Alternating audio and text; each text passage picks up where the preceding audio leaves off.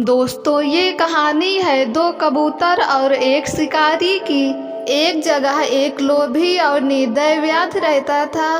पक्षियों को मारकर खाना ही उसका काम था। इस भयंकर काम के कारण उसके प्रियजनों ने भी उसका त्याग कर दिया था। तब से वह अकेला ही हाथ में जाल और लाठी लेकर जंगलों में पक्षियों के शिकार के लिए घूमा करता था। एक दिन उसके जाल में एक कबूतरी फंस गई। उसे लेकर जब वह अपनी कुटिया की ओर चला तो आकाश बादलों से घिर गया। मूसलाधार वर्षा होने लगी।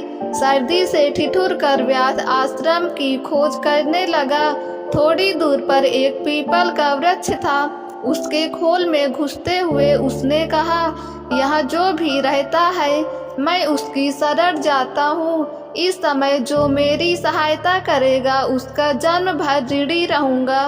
उस खोल में वही कबूतर रहता था जिसकी पत्नी को व्याध ने जाल में फंसाया था। कबूतर उस समय पत्नी के वियोग से दुखी होकर विलाप कर रहा था। पति को प्रेमातुर पाकर कबूतरी का मन आनंद से नाच उठा। उसने मन ही मन सोचा, मेरे धन्य भाग्य है जो ऐसा प्रेमी पति मिला है। पति का प्रेम ही पत्नी का जीवन है। पति की प्रसन्नता से ही स्त्री जीवन सफल होता है। मेरा जीवन सफल हुआ।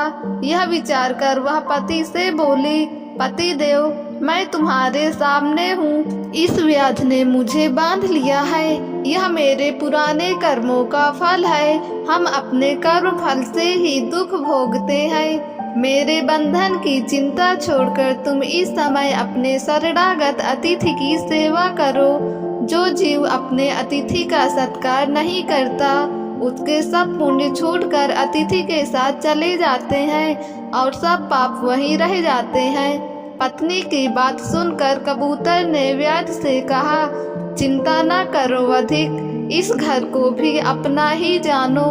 कहो, मैं तुम्हारी कौन सी सेवा कर सकता हूँ। व्याध, मुझे सर्दी सता रही है, इसका उपाय कर दो। कबूतर ने लकड़ियाँ इकट्ठा करके जला दी और कहा, तुम आग सेक कर सर्दी दूर कर लो।